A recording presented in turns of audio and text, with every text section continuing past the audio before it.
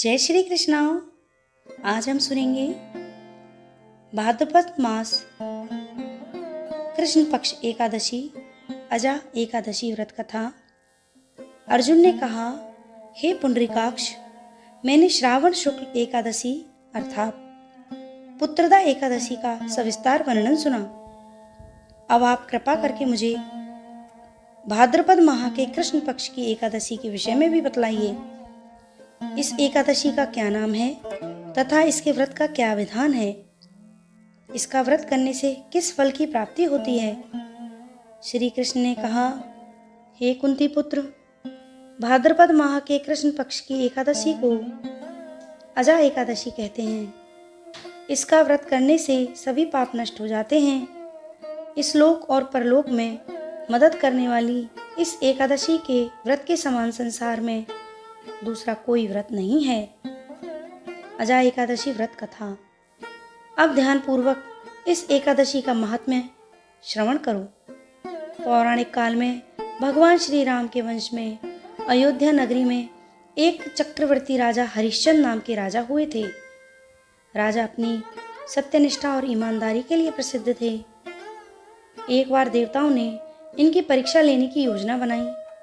राजा ने स्वप्न में देखा, ऋषि विश्वामित्र को उन्होंने अपना राजपाट दान कर दिया है। सुबह विश्वामित्र वास्तव में उनके द्वार पर आकर कहने लगे, तुमने स्वप्न में मुझे अपना राज्य दान कर दिया। राजा ने सत्यनिष्ठा व्रत का पालन करते हुए संपूर्ण राज्य विश्वामित्र को सौंप दिया।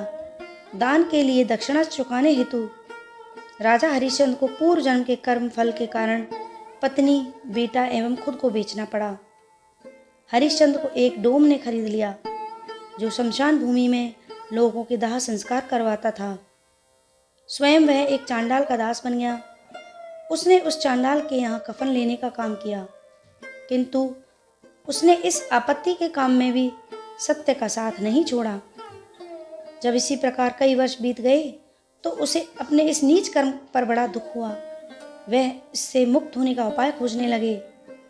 वह सदैव इसी चिंता में रहने लगे, मैं क्या करूं, किस प्रकार इस नीच कर्म से मुक्ति पाऊं।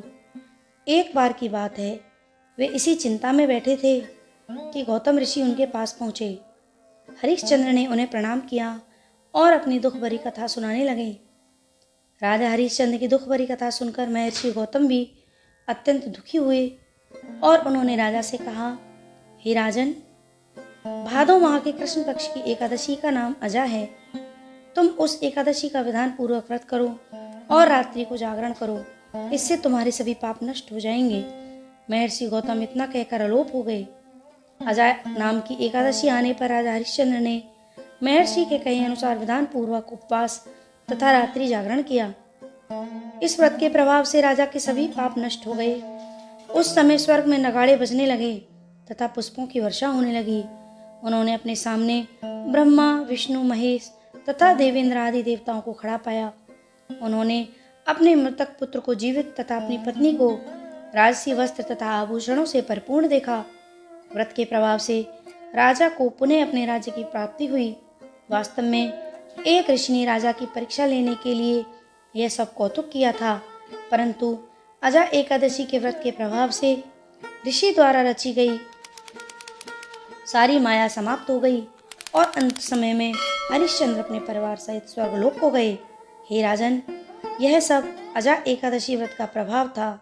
जो मनुष्य इस उपवास को विधान पूर्वक करते हैं तथा रात्रि जागरण करते हैं, उनके सभी पाप नष्ट हो जाते हैं और अंत में वे स्वर्ग को प्राप्त करते हैं। इस एकादशी व्रत की कथा के श्रवण मात्र से ही अश्वमेध यज्ञ के फल की प्राप्ति होती है। जय श्री कृष्णा। श्री हरि विष्णु।